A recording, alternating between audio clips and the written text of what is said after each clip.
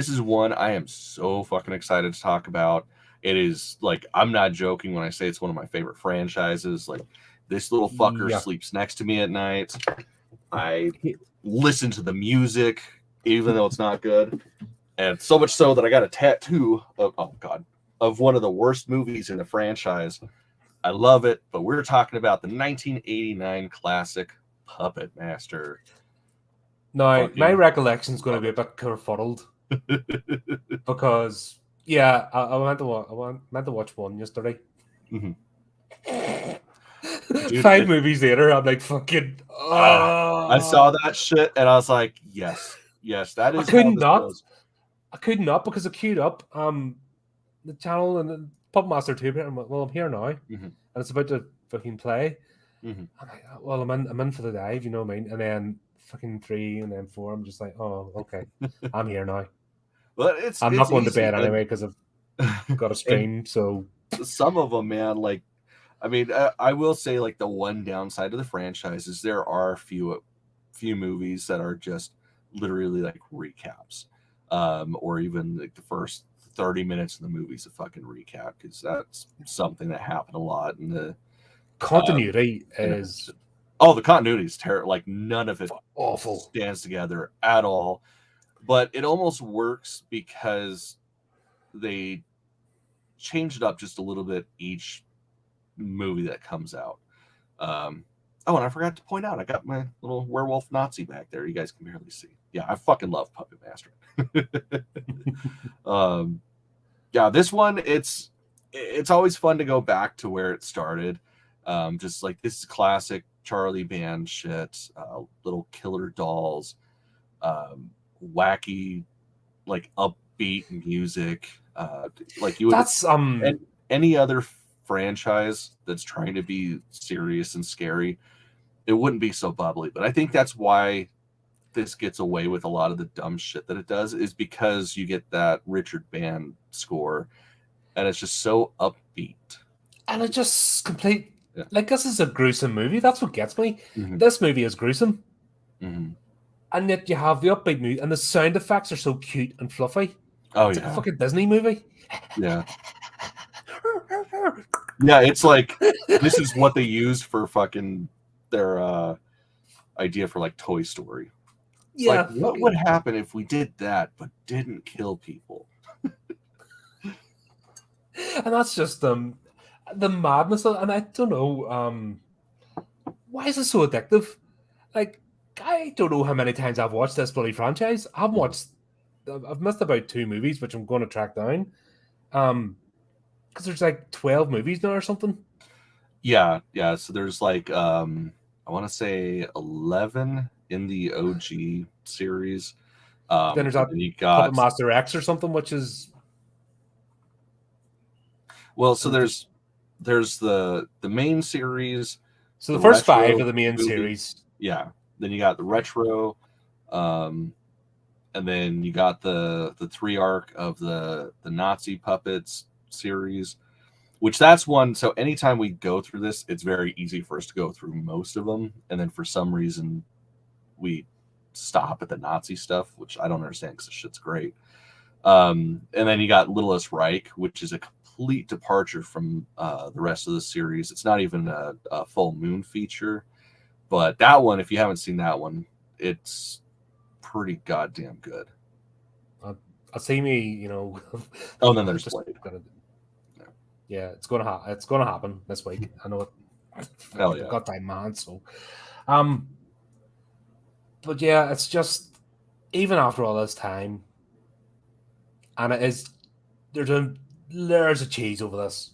And it's still fun to bloody watch. Oh yeah. Well, it's like everything is so over the top that it makes up for, like, you know, when you see the seams. Like any other kind of movie, it takes itself so serious that when you see stuff like, you know, like, for instance, like the finale, when they're fucking up Homeboy in the elevator, like, they're not hiding the fact that somebody is moving Pinhead's arms. Like, you see the sticks moving his arms. It's not hidden. He is my favorite puppet because they've actually got human hands. And it's, I don't know, there's something just grotesque and brilliant about that character because he's actually got, it's a pair of human hands that appear, and the way they've done it with the puppet is just... Yeah, it's such a easy trick, but it works so goddamn well.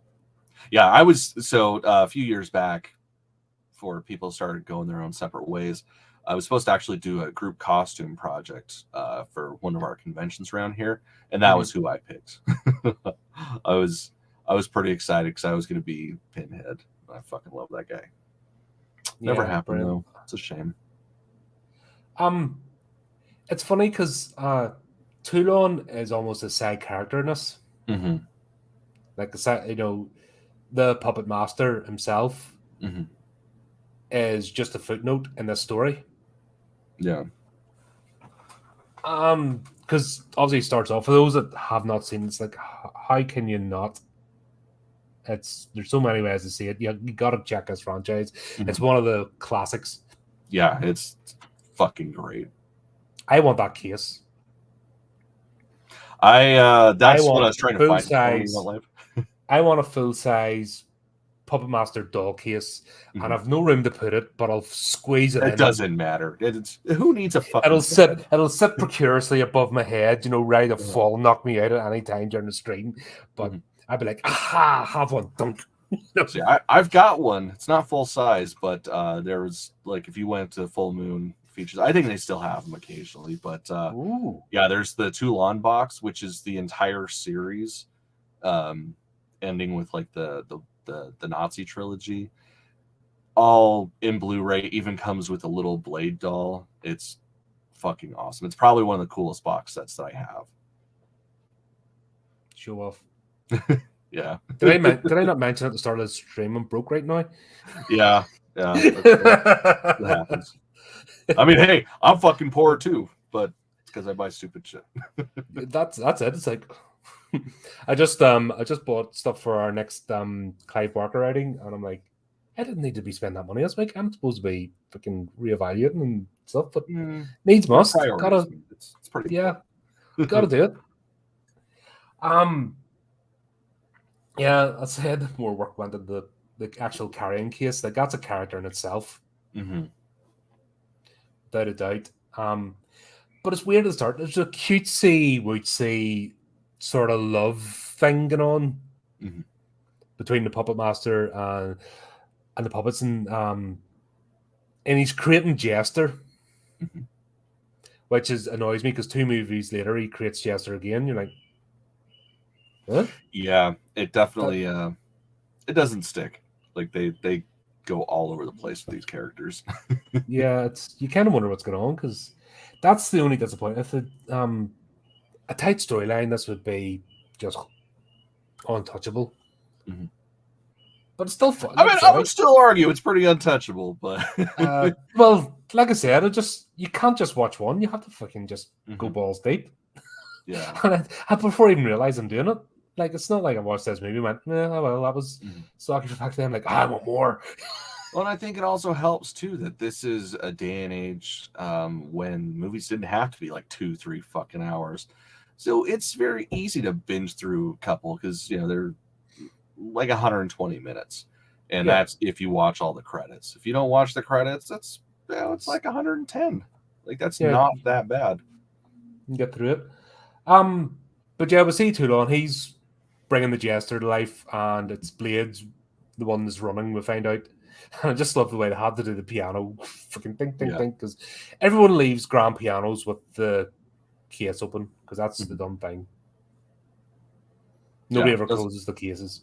Yeah, it's like you don't need it open. It's built acoustically to sound fantastic with that closed. But blimp, blimp, blimp, and run about. And what is it about this has to be, I think I brought this up before, but definitely the 80s. What is it with blokes and being ashamed of receding hairlines? Because we see comb-overs, we see fucking rat tail ponytails, we see every method of hairstyle in this movie to hide baldness.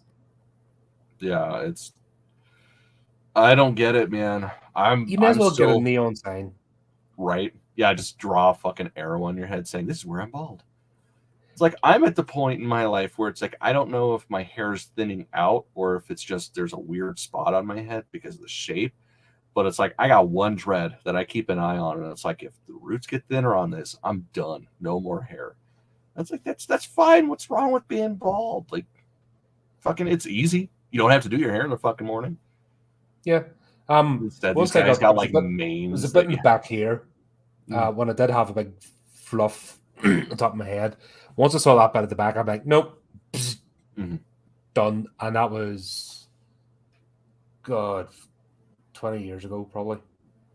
And I just didn't look back since. You know, never shed a tear. It was just the initial shock of what the hell's that? Yeah. Okay, not doing that. Just Yeah. going with it. Well, it's But funny with yeah, me, like these stars right here. I was starting to get a bit of a receding hairline at like 18 or 19. So I hit 20 and I was like, fuck it. I'm gonna get some stars right there. I kind of did basic math and figured out where it would be in a couple of years. And I was like, I'll put those right there. That way, as the receding hairline continues to recede, those will be placed perfectly and it'll just look cool as shit. As soon as I got those fucking tattoos, stopped losing hair right there. I was like, whatever. I guess I'm shaving right there. yeah. Vanity's a great thing. It's just and you Yeah. just wonder if it's in line with their characters or is this the actors going, I can't face the fact I'm going bald. You know, Mm-hmm. I don't know. Yeah, It's I don't get it. but after the initial story, like Turon, he's creating the puppets, then he's hiding them because the Nazis are coming for him. Yeah. What is that style of pictograph or movie? You know when you basically use a painting? Because that hotel is done in that old style, like Krull and all that kind of stuff. We have the painting backdrop. Yeah, the matte painting or whatever. Yeah. Is there a name for that or a term? I couldn't find it. I think it's just a matte painting. It's just matte painting and the Pretty because sure. you start searching matte painting, it just goes into all sorts of random tangents. But I miss that style. There was something really artistic about creating those scenes, especially when it had to be an imposing hotel over a cliff or something fantastical that couldn't really be replicated in real life. Yeah. I don't think CGI has managed to replace that. No, it's like for me, it brings the fantasy to a different level because it's like you subconsciously you look at it and it's not real. Whereas with CG, it's like the whole point is to make it look as real as possible, so it almost like dumbs down like your expectations or heightens them. Whereas like when you see something like that, or like Wizard of Oz is like Wizard of Oz, Mary Poppins, shit like that. It's so over the top, like a stage that you accept things, and it just it heightens the fantasy a little bit more. So I feel like that is definitely something that's missing in cinema. It's weird because I can suspend disbelief better when I see that. Yeah, of course, because And it's like if it's at an that age point it's thing. fantasy. Yeah, I don't know if it's an age thing or what, but CGI, especially badly done CGI, takes me right out. But I know this is a painting, but I know as well somebody has then painted it. They've got color palettes, they've put effort in, and they've blended it in to the scenery. And I kind of know that there's been love and attention. Yeah. Where I can't get that same feeling from a modern special effects. I instantly associate it with laziness. Yeah. And I know it's not fair. But when I see something, it's the thing is, it's laziness on the studio's end. It's not laziness on the artists that actually create the CGI. Like, yeah, that's why I'm saying actual art. it's not They fair. are artists, but yeah, it's lazy on someone else's part, not the individual creating it. Yeah, and there's been a whole thing with VFX studios now. Just they don't want to work for the big companies. They're sick and tired of being treated like slave labor, and they're just expected to change things and like that at the last minute whim, and they think it's all just out of a can. Yeah. And is it that? I'm just trying to think of my own feelings when I see, like I said, this is 1989. I know it's a painting, but for some reason, I'm prepared to dive in. Yeah. And I feel reassured that there's effort. I think that's what it is. I'm reassured there's been effort put into this movie to make it happen. Yeah. Well, it's that, and you also get actual views of the hotel. So, like, of course, they have the the overlay, like you see Bodega Bay on a cliffside, but then you get Blade's POV shots where he's looking up at the hotel and it's the actual building. So it's like it's just one more thing that makes the fantasy real. So it's a combination, isn't it? It's just where, like I'm saying, when I see a lot of the sort of modern movies, like if they tried to remake this now, you'd be taken out of it. Because it would the puppets would pretty much be CG. I and it would just ruin it. Actual stop motion. Yeah, and that's what I mean.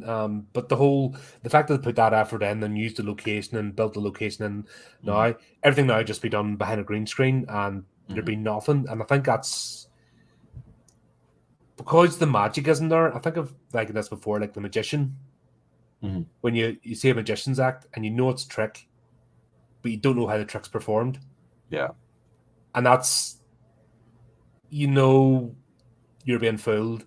But you don't know how, and you're along for the ride. I think that's what these old movies, sort of bring back. That that they've put effort in, that they're misleading you, they want you to believe something.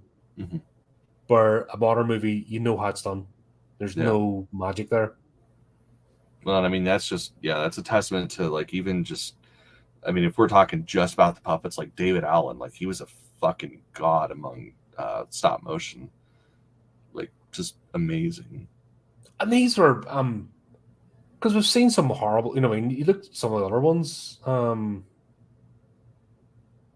those, I think of the Sci-Fi Channel fucking movies and some of the shit they have done with stop motion that's horrible. But you're not taking out of it. I mean, even like other full moon features, like when they had lesser stop motion artists in, or just a smaller budget, it's like you can tell it's rushed. With this, it was just nothing but care. I mean, it was a relatively small budget. I mean, for back then, this was like indie type of budget. So yeah, it was $400,000 straight to VHS. So it wasn't trying to go on a big screen or anything. That's beautiful. But yeah, I didn't find myself hating the effects or going, oh, that's really old and dated. I actually found myself comfortable and just enjoyed it. And like I said, the soundtrack and the special effects with the goriness of, because this doesn't hold back. I don't know what it does to your brain, but you're just like, I love this shit. It's almost like it's done deliberately to mess with you, because you would expect this to be a dun dun dun, that type of creepy score, but I think that might have ruined it. Yeah, definitely. Well, because it would have changed expectations. Like you would have subconsciously been like, "Oh man, this is gonna be scary. This is gonna fuck me up."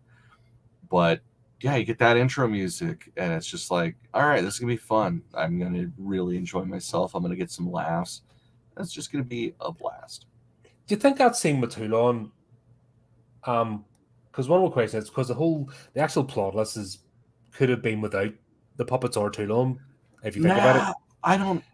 But that scene with Toulon at the beginning just sets the whole thing up, and then to take you off on a wild tangent afterwards. I mean, it still stays pretty true to the whole reason why he was there and what he was hiding. Yeah, because that gets revealed later on. But the whole nature, like the good, I just love the fact Blade's knocking on the door with his hook, and he's all like, "Oh, come on, my friend," and you're lulled in this false sense of, oh, this is going to be a sweet movie. Yeah.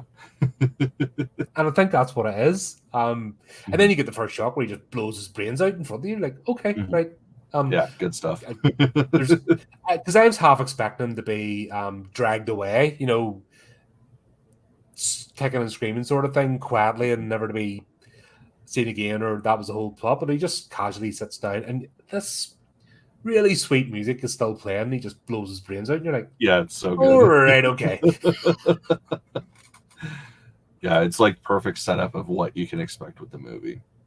Yeah, and that's why I said it messes with me a bit, and I love it for it because it's like, I'm trying to think of another. There's like another B movie that used that sort of sweet music. I mean, pretty much insert any full moon feature from the late 80s to early 90s. Probably, I probably watched a little of them too. Well, fuck yeah, you had to. There's Like, loads how of did you ones. get Castle Freak, Reanimator? Like, it's all like shit like that. It's just, it's like theater. It's like over the top. I think we talked about this before. When we talked about Little Shop of Horrors, when you've got theater-minded people just using the camera as a device, you get a completely different experience, as opposed to people being aware of a camera and acting for the camera. That stage mentality of projecting out to an audience definitely gives you a completely different experience. Oh yeah. Dare say a better one. Sometimes it can go a bit, but yeah.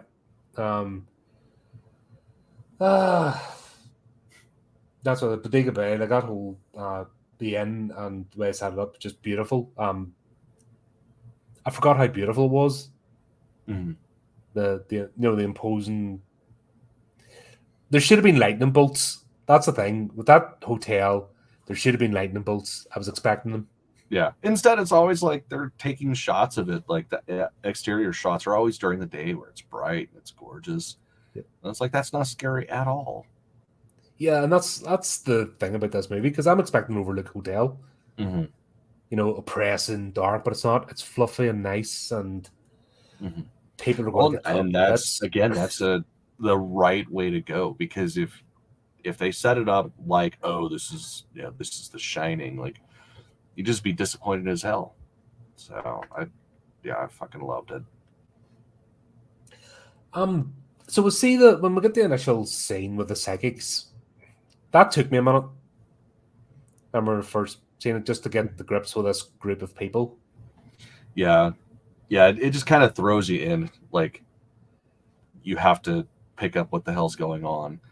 It just doesn't, like, it's not like, oh, friend died, let's get the team back together. It just immediately goes from Toulon blowing his brains out to each individual person. Yeah, getting these weird dreams and like, okay, where the hell's this going now? Yeah. Again, it's one of those things like upon review, it's like, that's a smart idea. That works really well. Because it throws you off, I think. Like, you don't get comfortable. This isn't a comfortable movie to watch, and I don't mean that in terms of, oh, it's friggin' Hostel 20 or something. Right. It's definitely what I mean is the beats used with this movie are almost deliberately designed to just you're not going to just comfortably watch this movie as in here's what's happening next, because you just get thrown into something else completely. And that's what we'd say. So we'll go from that whole, you think that's the plot with Toulon and the Nazis coming for him. Then we jump to the psychics and you see them going through. The cringiest scene was the fortune teller. Yeah. Yeah, well, I mean, fuck, man, you got to get that Barbara Crampton cameo in there somehow, right? She's just struggling through that tarot session with the couple. Oh, yeah. But your grandma. No, your grandma. And you're like, okay, we've got, and you just see these two lapping it up, and you're like, okay, that's. I fell for. I was like, have you not done this before? I thought you were experienced. And then the whole point is she's doing the fakery shit, and then the real thing happens. She's like, oh shit, right. Yeah. And the best part is they're just sitting there the whole time, like, what the fuck's going on? Yeah, did you buy into Frank and Carissa as the kinky couple? No, From the it first was like scene? over the top. It's like you guys are like the fucking ones that are like, oh, we're so kinky because we have sex all the time, but they're like socks on, lights off, missionary type of people. Yeah, and that scene when they're doing the psychic read and the tell me your deepest darkest fantasy, Mhm. you're not getting this, and I just wasn't feeling any titillation. Mhm. Oh, yeah, Do you she's remember that? so That naughty. She's Yeah, naked in her dream. That's naughty. It's like, yeah. Do you man. remember we did the review, the Hammer House of Horror? You know the house that dripped blood. Hmm. And do you remember the couple that were watching the other couple, and they're like, hee hee hee. Hmm. I got more Yeah, titillation from those two. They yeah, just go, oh, way, there's a couple way having sex. kinky. Let's watch them, and they just went with it. And I got more from that short scene of two people coming across as genuinely kinky than these two who are Yeah. being set up as. And I've noticed this as well with.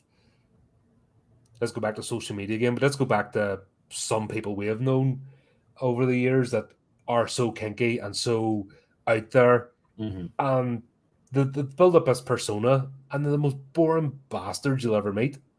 Yeah. I mean, that's usually how it is.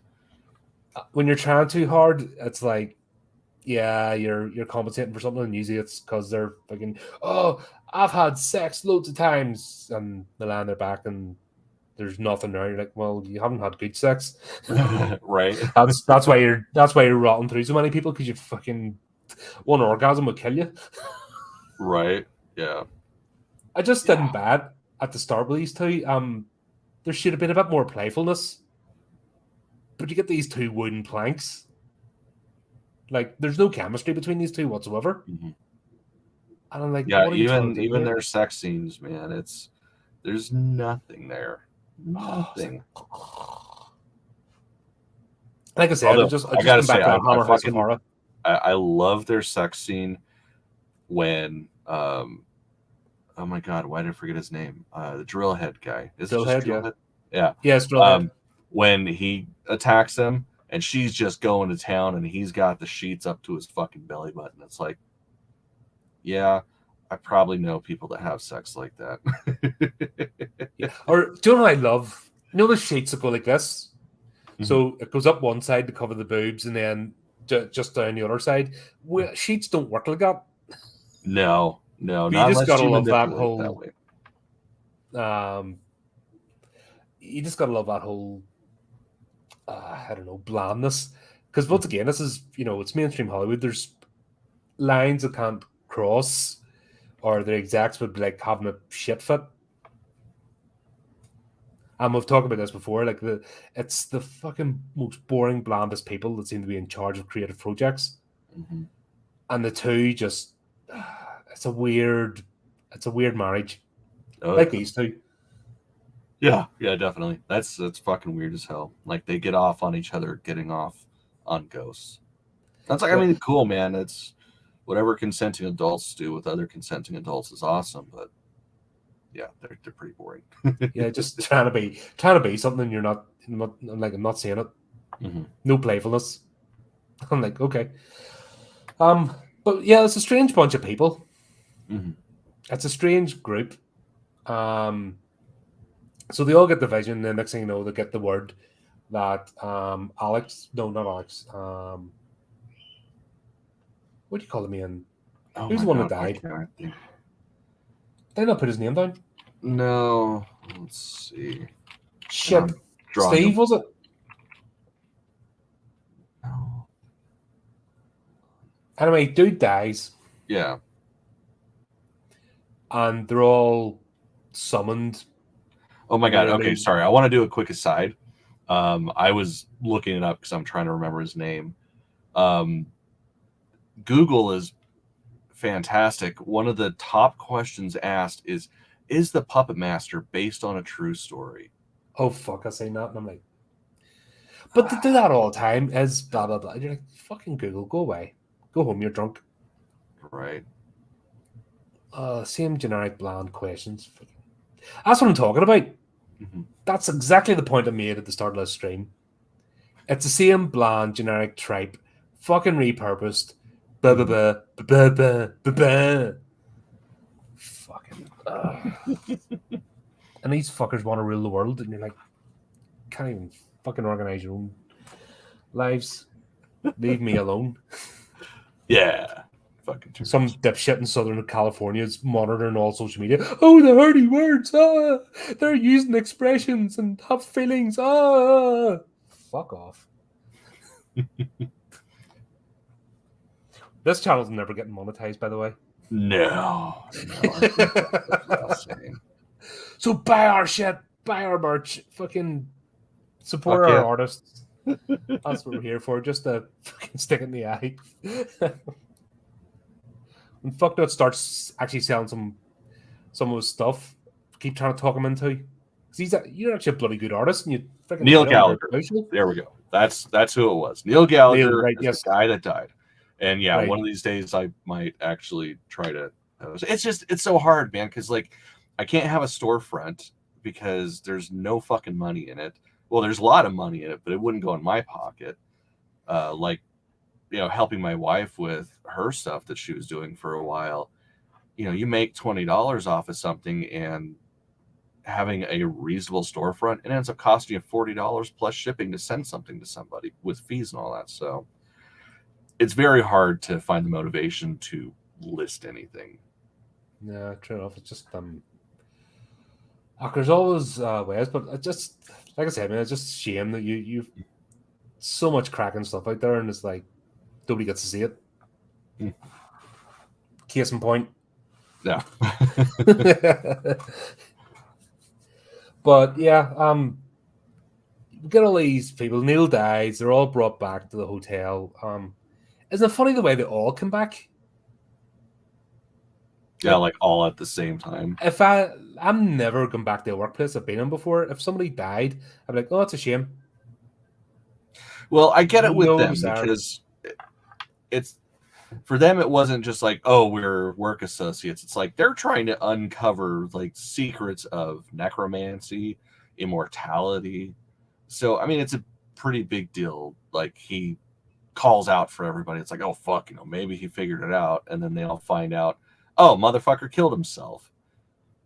Yeah, and they're all psychically linked. I was kind of loosely, wasn't really played with. That was the Yeah, thing. I mean, They're all really psychically about linked, but it was loosest of bringing that on board, which might have taken a wee bit more setup, I think. I mean, Because plenty of time. you kind of get it with Alex. Like he's sort of the glue that binds them together. Like Neil is the leader essentially because he was the one that was really doing all the research for the ancient. He was the obsessive. He was the one that was deep into it. And then Alex, the one with the dreams, which it's funny because his shit changes. Like from the beginning, it's like, oh yeah, it's dreams. That's his psychic ability. Towards the end of the movie, he's like wide awake and running and just has these random flashes. And it's like, okay, so which is it? But whatever, I can. It's almost like lucid dreaming. He doesn't know when he's asleep or awake, but it's the visions of the future. It's interesting that, like I said, it was good the way they give the quick intro. These are the characters. It was weird the whole coming back. It took a minute to get into when they all sort of came together again. There's a wee bit of a bump in the road. Well, part like the sound is off. Like that's one thing that always does kind of get me about that is like that first, like when they all get back to the hotel and they're meeting Gallagher's wife, the sound is not perfectly synced, just enough that it's like, oh god, yeah.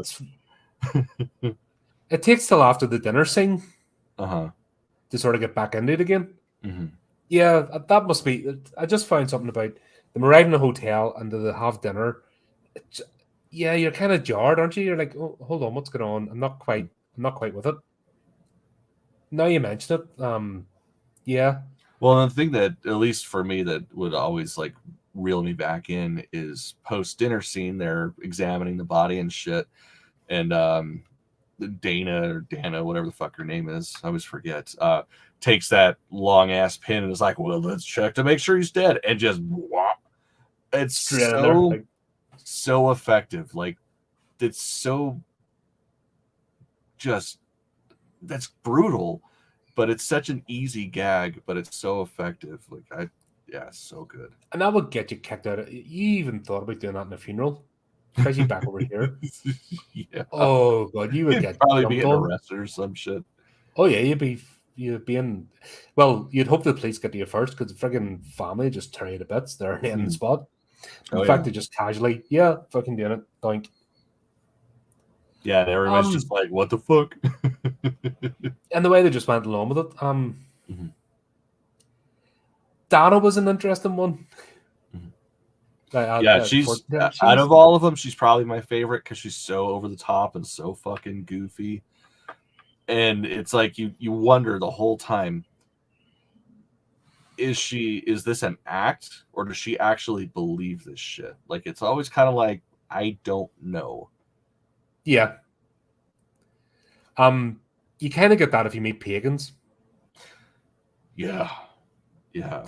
It's like how much of this is the act to be part of the group, Hmm. and who's the true believer here? Because you can never tell with them.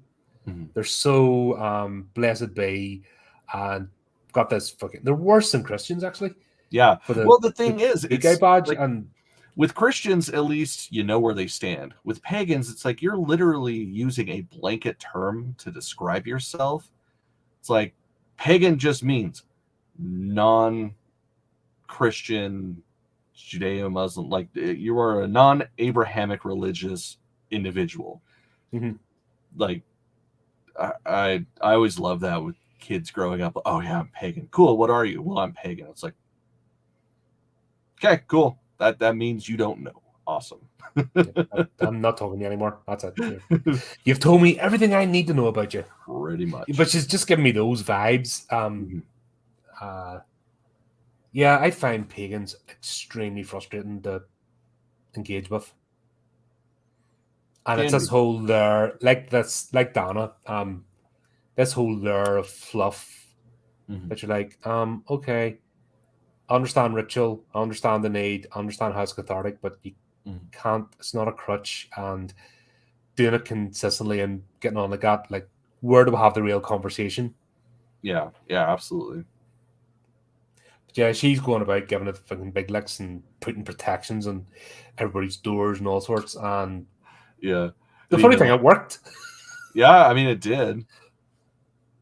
That was the thing because it actually the ones that she put the protections on. It's funny that she didn't do everybody. I mean, I understand it because you know, like fucking with Frank and Carissa, they're assholes. So whatever. Yeah, they're just cannon fodder. Yeah. Which is a bit of a shame because there was to me it was a waste of two actors. Hmm.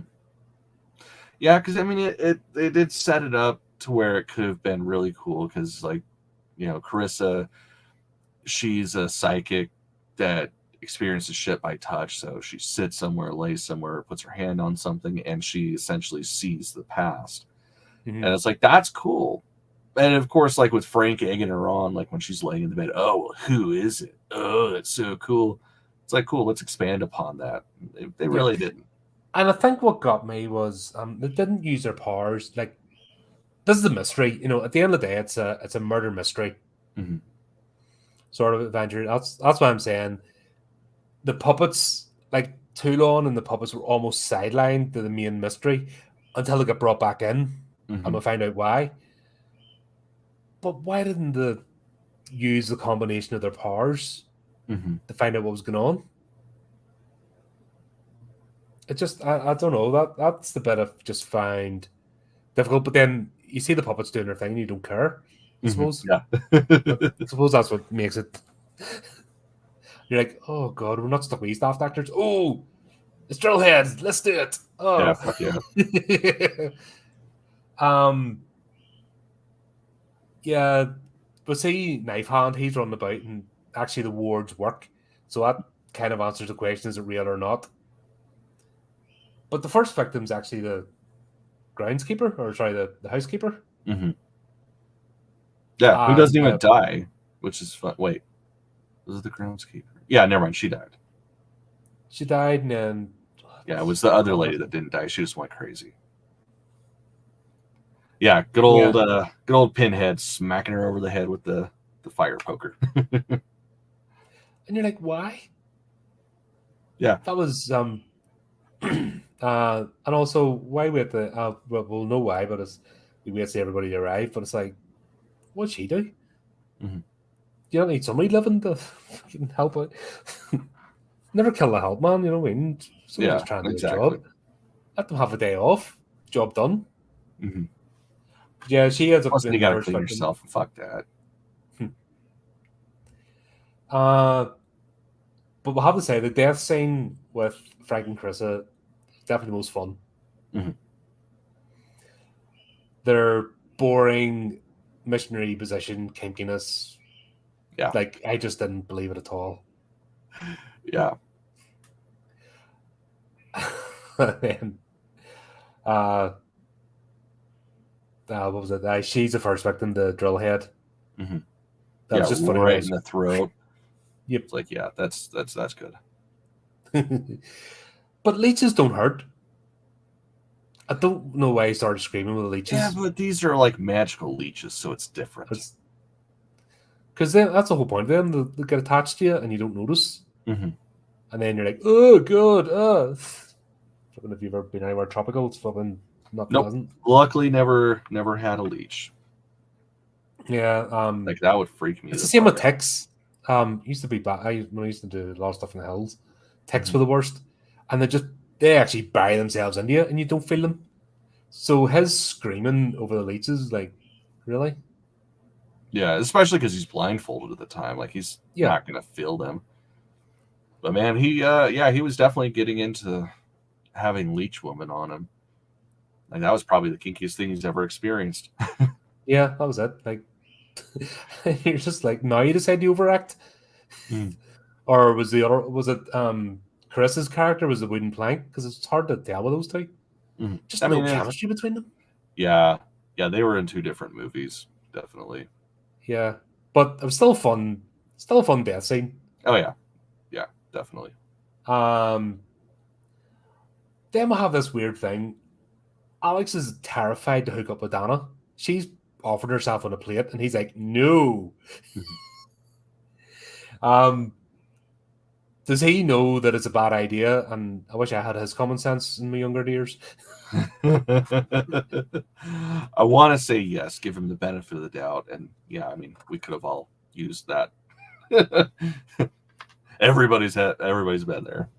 Yeah, like she's offering herself, and he's like, "No, I'm going for a walk. I'm good. You're too crazy for me." Yeah, it's because he's got his eyes on Megan. He's like, yeah, she's a widow now. I'll fucking take that. Yeah, he's wanting some of that. I was like,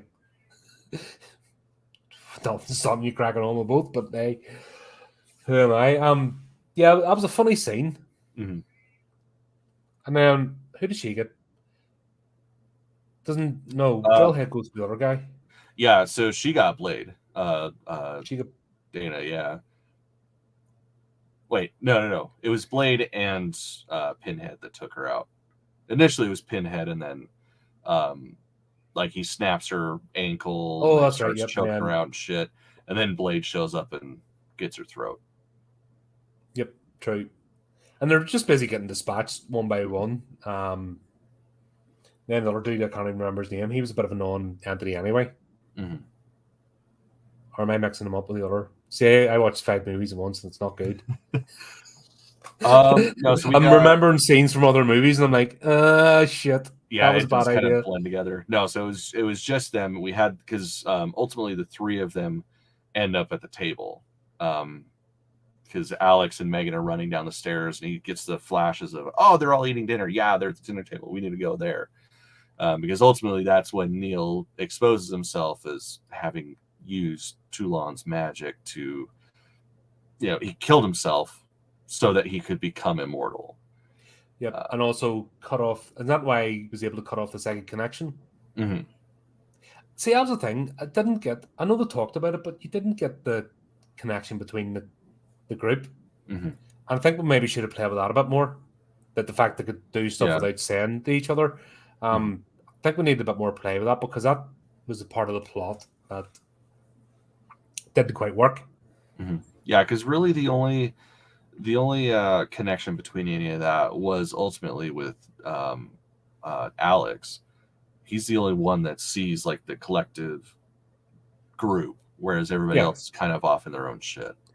which would then beg the question: why not just take out Alex Mm-hmm. rather than going through this elaborate scene? If they had just taken, I know it wouldn't have been a movie, but logically speaking, it would have Yeah, made sense to take him out. yeah, pretty much. Um, we never found out because they started off talking how he screwed them over and he did this and he did that, but we never found out exactly what happened that made No, them fall apart. no, not really. Yeah, and they kind of They talked about joined it him on his like research, and then he did something to piss them all off, so they never wanted to see him again mhm, or each other at that fact. yeah. Um, but we never found out what the actual events would have flashback or something have helped. I don't even really think it's necessary, to be honest. I mean, sure, it would have answered that question, but like we really didn't Because I've get. just got sorry, go ahead. Oh no, no, it's good. We didn't really get flashbacks of necessarily them. Period. We just got like the montage of all of them living their lives and then showing up. So it's like I don't necessarily think it would have been necessary. Well, my question is because he's wiping them out because he knows because of their psychic connection, which isn't really explored, it's Mm-hmm. just put out there, that they'll discover he has eternal life. But the impression I get is they don't care. He could have had eternal life, and they're so wrapped up in their own lives that he could have done whatever he wanted. Yeah, We because didn't they get to didn't. see their investment. I Mhm. think Yeah, that's what it is. yeah, because we didn't. Like, it would have been one thing if they were actively trying to find him and seek him out, and Yeah. like they didn't know shit about shit. Like they didn't know where he was or anything. Like he sent out invites to bring them to the hotel. So it's Mm-hmm. like it's almost like a vanity thing where they don't give a shit, but he cared so much that he wanted to make sure that they couldn't come find him. Yeah, and that's a bit what kind of I find trouble, just jarring about the movie, the plot. If they had him more invested, or if I had a scene where maybe flashback that how they were invested in his research, because to Mm-hmm. me it just seemed like they didn't give a shit. They were with him at one point, and they quite happily went about their own lives without him again. So him gaining immortality, I don't think it would have occurred. Yeah. So I don't understand the necessity to bring them back in, and also they didn't explain. I'm just surmising that because he killed himself, that's how he cut off his psychic connection. But was that what happened? I don't think that was actually explained. How was he able to hide himself No, it was psychically? just yeah, it was just assumed that because he was dead, that was the link to them. But do you know what I'm saying? They're supposed to be all connected. We don't see that connection between them. Even the two Yeah. they're supposed to be in a couple. Fucking, uh, I just don't get how I don't understand his urgency or his fear when leading up that moment of killing himself. If they're all cyclically connected, they would have known anyway. Mm-hmm. Yeah, and that's the thing. They didn't even know that he was dead. Or Like, care. yeah, they all showed up thinking, "Oh, where is he?" And then Megan's like, "Oh, come with me." And then they see the body, and it's like, "Oh, well, fuck." What was the move in the body about? All of what was the point of that apart from just messing with people? I think that was him literally just fucking with them. Like that. Just That was pretty much it. He just wanted to get in their heads more before he actually dispatched them. yeah, I suppose the whole thing it's more his need because they were just he could have done what he wanted and they were like he was out of their brains. Yeah. So that's why I'm saying it's almost a separate.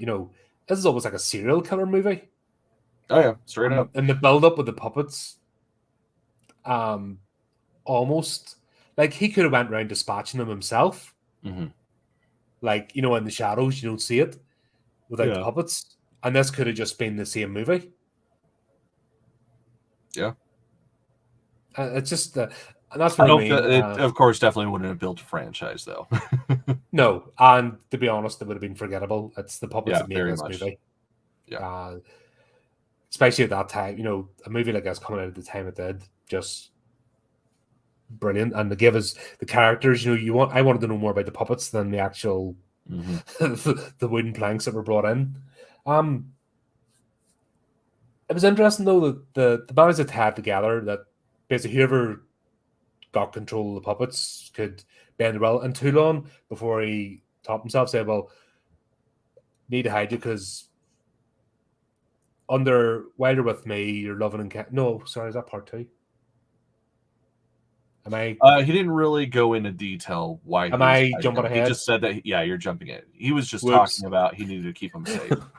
Yeah, that's fucking yeah.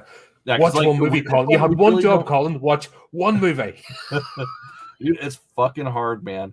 Like, I'll be honest, it was hard for me not to start on 2 last night. It was probably, I don't know, I want to say like 1 in the morning when I finished the first one, and yeah, not hitting play or start next afterwards was really difficult.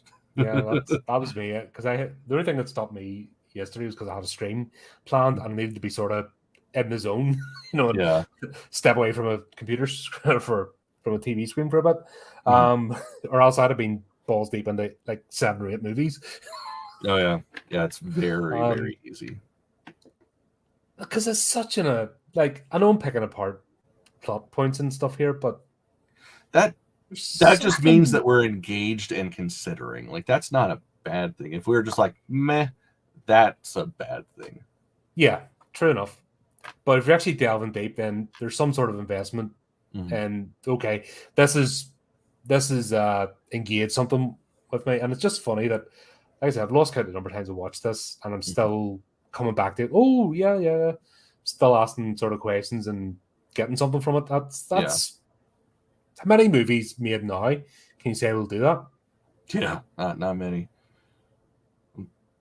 Think of like one in recent years that kind of like I watched incessantly and always pick up something new from. That's just that art of storytelling is gone. That's what happens once again. You get dipshits. It's frustrating. So, but I'm glad that we have movies, I guess. Like, I had a great time. Yeah, it's so good. Like, even the aspects that aren't your favorite, it's still like it's forgivable because of the atmosphere and like just the love put into it. I mean, this was one of the catalysts for like just the killer puppets, stop motion shit that Full Moon was so known for and still is known for. But this was when there was heart and care. I mean, even like the future ones, like they're cheesy. It just continually gets more and more schlocky, but it's still like you kind of feel the love. With this, it's just like this was a labor of love. And the puppets weren't fallible. It wasn't like they were unstoppable kill machines. It could be stopped, batted away. Yeah, like straight up. Size was actually their limitation. Yeah. Like that's the thing I feel like they did really well with it, that we don't really get in a lot of movies that deal with this kind of shit. Like they're always like super strong, and you go to pick it up, and it's like picking up an Child's Play series. Yeah, the Child's Play series really frustrates me in that aspect because, by right, one boot would send Chucky flying, and it doesn't happen. Yeah, and the fact you're practically, and he's on top and wrestling, but this actually uses their physicality. One kick and these things are away, but they're resilient and they're cunning and they know it, and they work as a team, and that's what makes it believable. Because even Pinhead, he's super strong hands, but he's still fallible. So they need Pinhead to do certain things while Blade jumps on, or the combination Drillhead and Leech Woman working together.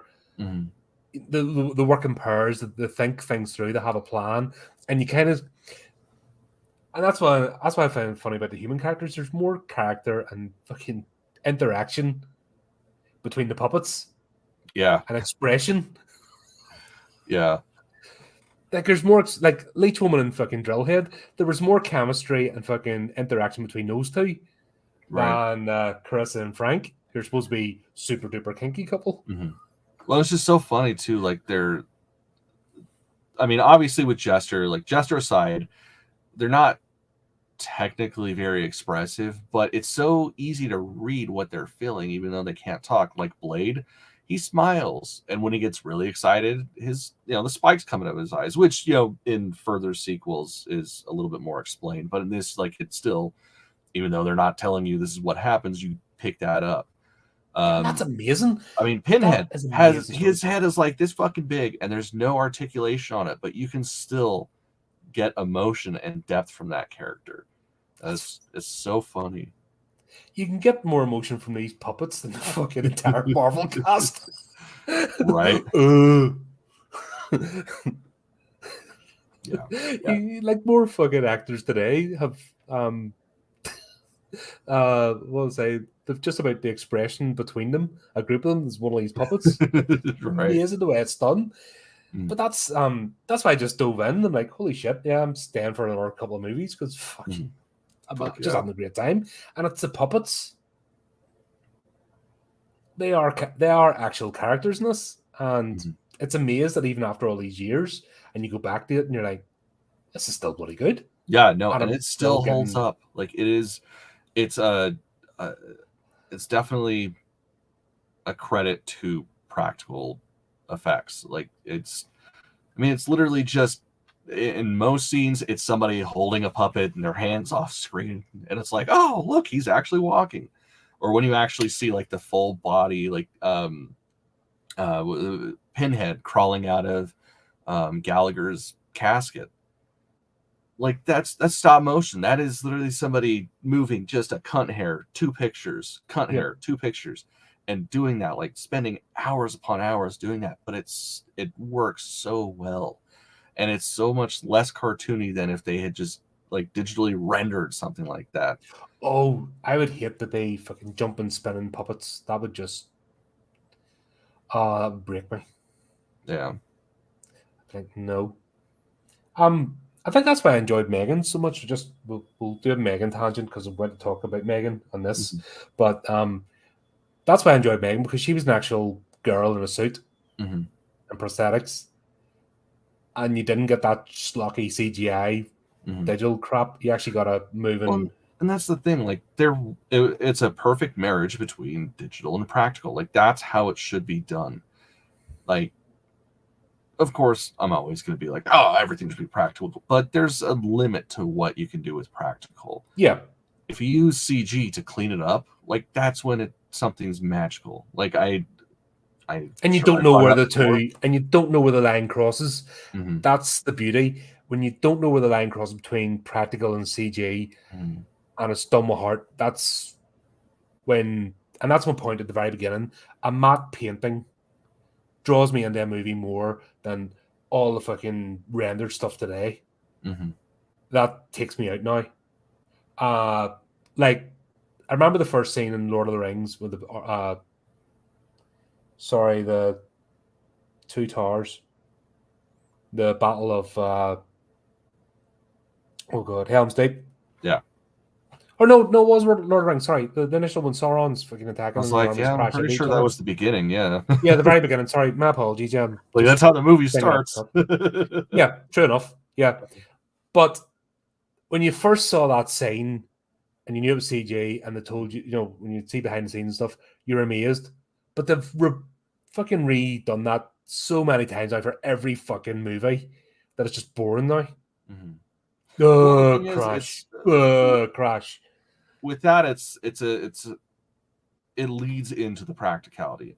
Like, yes, there's just this massive, war field and stuff, but as soon as it zooms in, everybody's practical. Yeah, you'll get that little bit of shit in the background to kind of fill space, because that'd be a lot of fucking extras. Yeah, but it makes you believe it. You need those 20, 30 extras to begin with, actually doing it, and then just don't do it like Rings of Power, where they actually copied and pasted the fucking same 5 people in the crowd. Did you see that? Oh, fucking copy paste. That's like some shit I would do. Fucking copy paste. Yeah, exactly. I don't pretend to be a graphic artist or anything. Fucking hell. Right. But I'm like, hold on, you are supposed to be professionals. I'm just a numpty and a fucking making stuff on the cheap. And you can spot them anyway. But yeah, You need that. You need that magic. You need the curtain.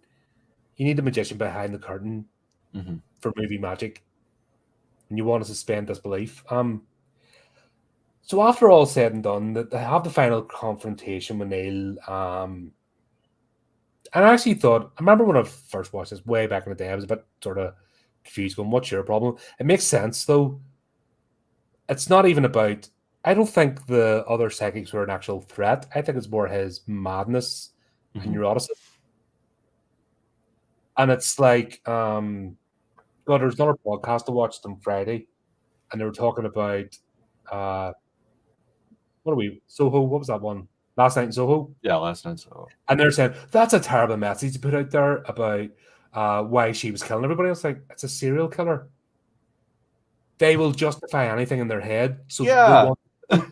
It doesn't mean it's the actual message. A serial killer will fucking make up anything, and as long as they believe it, it justifies their action. This is the same with Neil. He wants human puppets to play with. And what better than the people he has most disdain for or feels that are a threat to him in terms of his gloriousness? He wants to take them off the board just because they exist, and they don't give a shit about him. Yeah. And I've made this point actually in the podcasting world when I'm talking to artists, that don't be afraid to step up, because it's going to happen anyway. The minute you put yourself out there, the minute you start shining, there's some jealous little dipshit's going to try and take you down. Yeah. You just got to be aware of it and just not give a shit. This is this Neil guy. They're not thinking about him, but he's thinking about all of them. Oh, yeah. And he's justifying in his head why he has to take them out. But it's not the reason. That's why I'm saying the serial killer mentality. There's not a moral message here. It's a fucking lunatic who is drunk and power for the sake of it, but is so empty that eternal life means nothing anyway. Yeah. Because if you have a full life, well, fucking who, you know what I mean? You cock it. At least you're not thinking about death. You're like thinking about, oh, I'm enjoying right here now and making the best I can. But people like that are broken. And he's obsessed over them while they're just getting on with their lives. And that sort of comes full circle at the end. And he wants to dominate them in death. But I think we needed to find out what happened that made them break apart. Well, I think we needed something. I don't know. I mean, it's explained and it's not explained. Like the whole thing is just his arrogance and how he only gives a shit about himself. Like, I mean, that's, as far as I'm concerned, that's good enough reason. Like, I've cut people out of my lives for the same fucking thing. Like, they're just so far up their asshole that they don't give a shit about anybody else. You know, why would I be in the picture? So it's like, I'll forgive that. Like, of course, it'd be cool to know what actually happened. Like, what that would have been just a cherry on top, I think. Yeah, definitely. Because there was plenty of time in this movie to do it, and they weren't afraid to use dream sequences and flashbacks. So going back to that scene when he was alive, and the moment there's something that made them all, because he had to have done something really bad for them all to up sticks. You can understand one person going, "I'm out," and somebody still being loyal. Like, I don't see Frank and Carissa; they're just as narcissistic as him. So what did he do that would put those two off? See, and I could totally believe it if like Alex and Dana just like fucked off. They'd be like, yeah, those two would make sense because they have consciousness. They actually have feelings. So yes, but what Frank and Chris are the two? They are narcissistic, empty people. So they would have just leaving just because the other two left. They're like, I don't want to deal with this guy. Fuck. But I could see them similarly just staying because what's wrong with them two? Great power, you know. Go with the strongest voice, sort of thing. Don't know. I think I just would have been intrigued to have some sort of scene that spelled out the instant what made him, you know, just to see the evilness, because we see the aftermath and his evilness, but there had to be a hint of that before.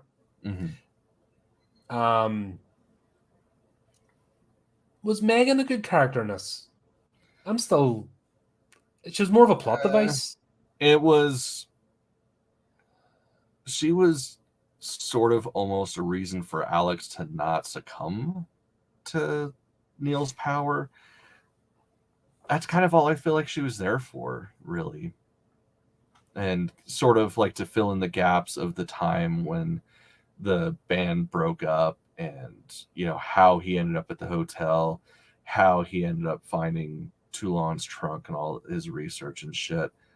Like, she was just sort of a plot point more than a character. Which made it a bit weird at the end, because obviously it's only her and Alex left. Mm-hmm. He toddles on. She goes back into the house. Oh yeah, we didn't talk about Dannon's dog. Mm-hmm. Yeah, the stuffed dog. I don't get taxidermy. Oh man, I'm obsessed with taxidermy, especially bad taxidermy. But I don't get doing it with pets. I can understand the fascination of preserving, but I don't get doing it with a family pet. Yeah, that's where I draw the line. My I wife wanted to couldn't. do that with one of our boxers, and I couldn't handle that shit. No, like my mom actually has Ralph's ashes, but I could even set the as ashes. Just like why I would want to go and put them somewhere. Let them See, free once they're gone. that doesn't bother me as much as like actually like stuffing the corpse. Like that seems weird. Having your pet stuffed and staring at you, and I don't know, I just don't get it. I don't have a problem. Like I said, it's each their own. I don't have a problem as long as it's humanely done. And it's natural causes. I get the fascination of preserving. It's all about preserving, isn't it? At the end of the day, I don't get doing it with pets, and her doing it the way she did it. But I'm coming to the part with the final scene where Megan just decides to pick up the dog, carry it upstairs, and then it comes to life. Yeah. Where was that going? See, honestly, I had never really thought about it. I just thought that was a funny way to end the movie until, going over the show notes and shit, and like you saying that potentially it was setting up for her to be the next character. And it's like, oh my God, I had seriously never thought of that. But that makes sense. Like, all of Toulon's research is there. She understands now what her late husband was doing. Mm-hmm. Maybe she's going to carry on, because why the fuck not? Yeah, she was going to be the next puppet master. Yeah, it'd be interesting, but like I said, these movies are individuals. It's a franchise, but they're individual movies.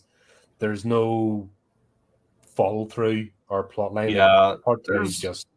I mean, towards the end, like the last three films, there is a story arc.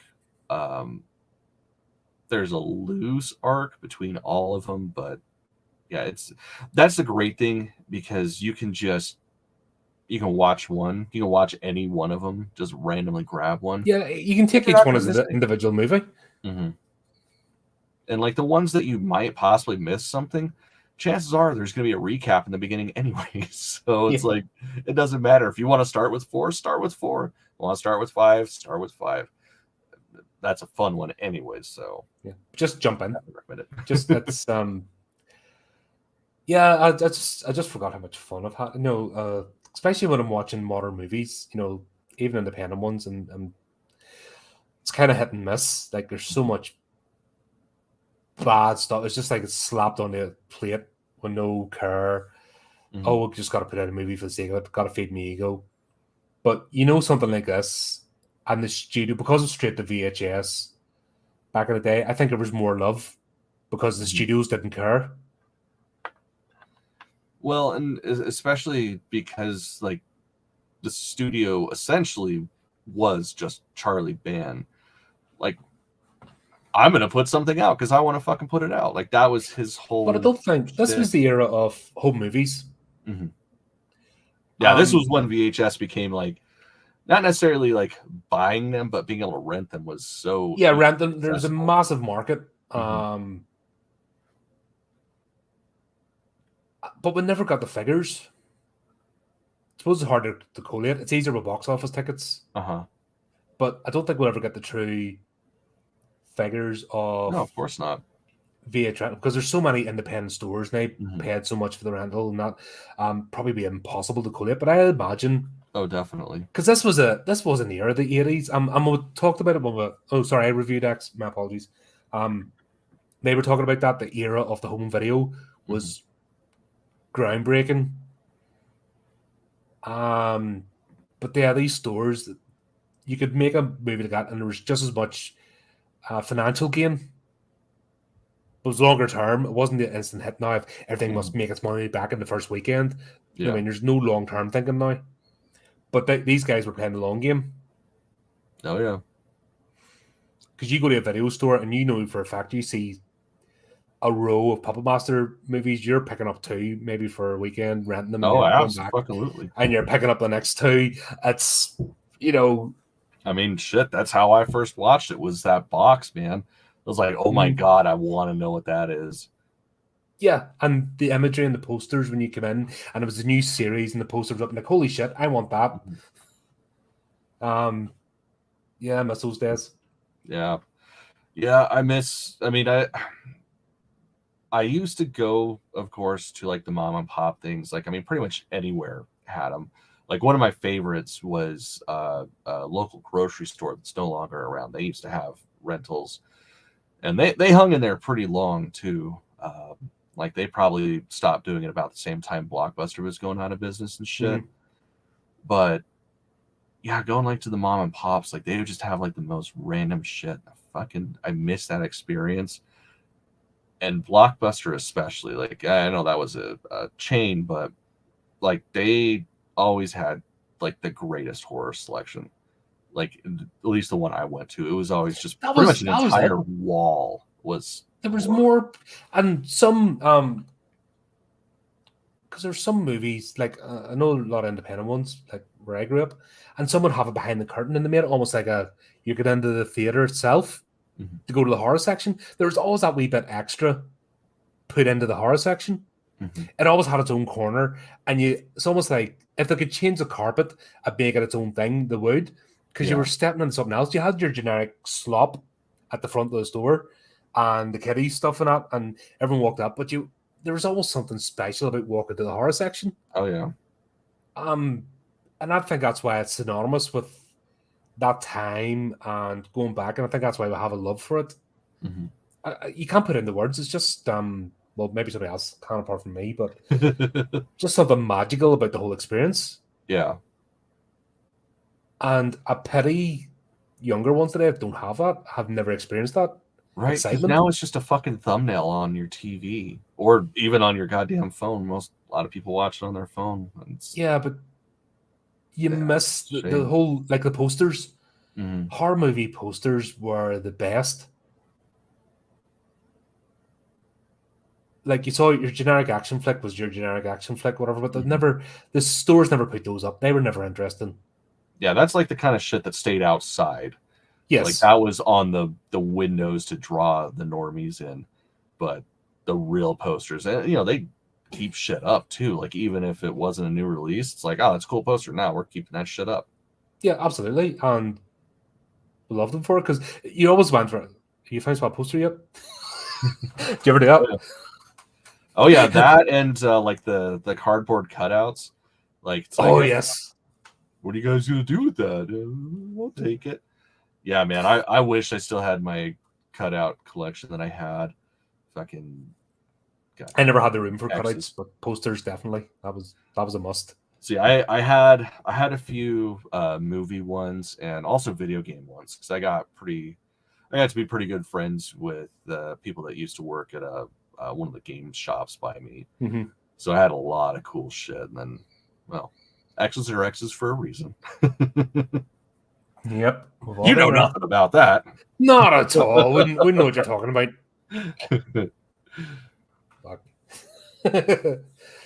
The small brain when it like overrides the logic centers. You gotta love it.